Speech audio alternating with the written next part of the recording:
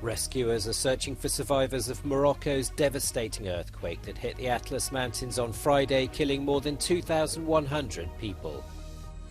Ballot papers are being counted in Russian-occupied Ukraine after regional elections Kyiv and the West call a sham and violation of international law. The suspended head of Spanish football is stepping down after facing immense pressure for kissing player Jenny Hermoso at the World Cup Awards ceremony. Rescuers in Morocco are scouring the rubble to reach people trapped beneath collapsed homes after Friday's powerful earthquake. It's so far killed more than 2,100 people and left many more injured and homeless. The 6.8 magnitude quake, the strongest in the North African country's history, struck the Atlas mountain range 72 kilometers southwest of the city of Marrakesh. It's cut off remote communities. It was also felt in the coastal cities of Rabat and Casablanca, as well as Agadir, which in the 1960s had to be completely rebuilt after a devastating tremor. A rescue team of 50 soldiers and 4 dogs from the Spanish military emergency unit arrived in Marrakesh on Sunday to work 25 kilometers from the epicenter of the earthquake.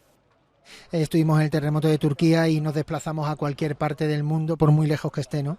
Entonces, tratándose de un país vecino como es Marruecos, con la relación que nos une, por supuesto teníamos que venir. There have been several aftershocks, one measuring 3.9. People are continuing to sleep outside on pavements and in squares, afraid of returning to their homes. The World Health Organization said more than 300,000 people had been affected by Friday's earthquake and is warning that water, food and medicines are needed. Aid from Qatar, Saudi Arabia, Spain and the UK is getting through, but much more is needed. Ballot papers are being counted after voting in Russian-occupied Donetsk in regional elections widely panned as illegitimate by Ukraine and its allies. Voting took place in the 4 Ukrainian regions that Moscow illegally annexed last year, the Donetsk, Kherson, Luhansk and Zaporizhia provinces, as well as Crimea, which the Kremlin took from Ukraine in 2014. Local elections were also held in 69 regions of Russia. But there's little suspense over the results of the vote, with no real opposition.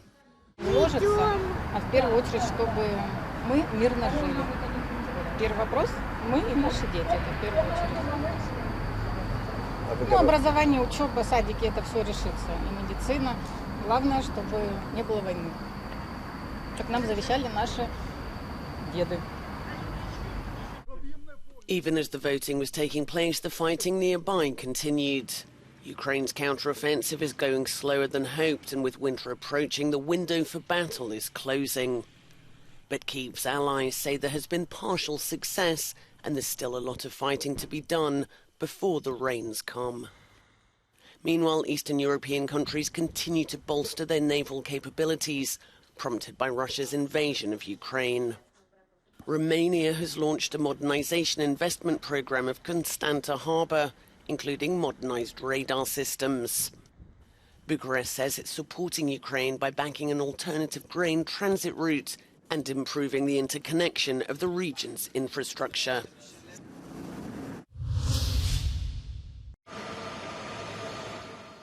French President Emmanuel Macron is in Bangladesh for the first state visit to the country by a French leader for 33 years. The last one was by François Mitterrand in 1990. Bangladeshi Prime Minister Sheikh Hasina welcomed Macron, who had just attended the G20 summit in New Delhi. As Bangladesh is one of the worst victims of climate effects and floods, Paris said this visit underlined France's commitment to development aid and international cooperation in the fight against flooding in Bangladesh. Gunshots continued to ring out at Lebanon's largest Palestinian refugee camp on Sunday, despite Islamist factions saying they will abide by a ceasefire. 3 days of clashes have killed at least 5 people and left hundreds of families displaced. Fighting between Palestinian President Mahmoud Abbas's Fatah movement and Islamist groups has rocked the Ain al-Halawa camp. Fatah and other factions in the camp are intent on cracking down on suspects accused of killing one of their military generals in late July. Experts trying to rescue a US researcher from a cave in Turkey say they hope to bring him to the surface soon. Mark Dickey fell ill during an expedition to the Morocco cave in the south of the country. The rescuers brought him to within 700 meters of the entrance on Sunday and stabilized him before the final stage of the operation. On Monday morning, the rescue teams brought him to within 300 meters of the surface, according to the Turkish Speleology Federation.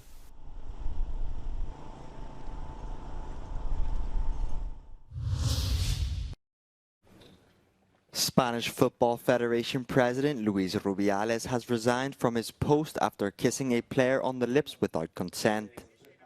The scandal has overshadowed Spain winning the Women's World Cup for the first time. Rubiales announced his resignation on Sunday in a message posted on X, formerly known as Twitter. Rubiales kissed Jenny Hermoso during the awards ceremony after Spain beat England to win the Women's World Cup. Spanish state prosecutors on Friday accused Rubiales of sexual assault and coercion after the unwanted kiss, just 2 days after Hermoso formally accused him of sexual assault. He had already been suspended from his job by FIFA for his conduct at the final. And after football's world body opened a disciplinary case, remained defiant and hostile towards Hermoso. Rubiales said he has also resigned as UEFA vice president.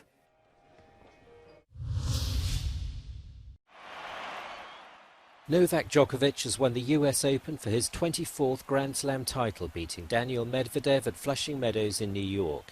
The 36-year-old Serb won in straight sets 6-3, 7-6, 6-3. His victory means he's moved one major singles title in front of Serena Williams to become the first player to win 24 in the Open era. Margaret Court also collected 24, but 13 of those came before professionals were admitted to the Slam events. The triumph against Russian Medvedev made Djokovic the oldest male champion at the US Open.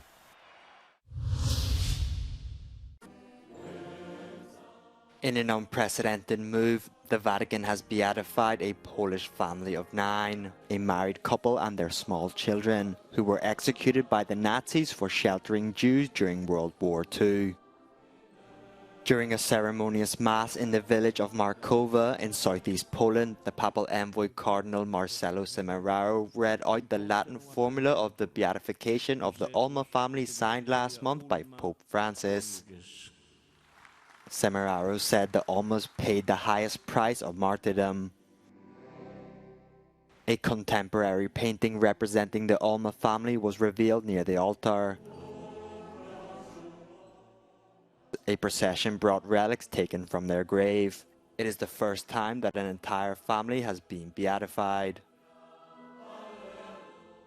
The Ulmas were killed at their home by German Nazi troops and by Nazi-controlled local police in the early hours of the 24th of March 1944. Together with 8 Jews, they were hiding at their home after they were apparently betrayed. After beatification, a miracle attributed to the Ulma's intercession would be necessary for their eventual canonization, as the church sainthood process is called.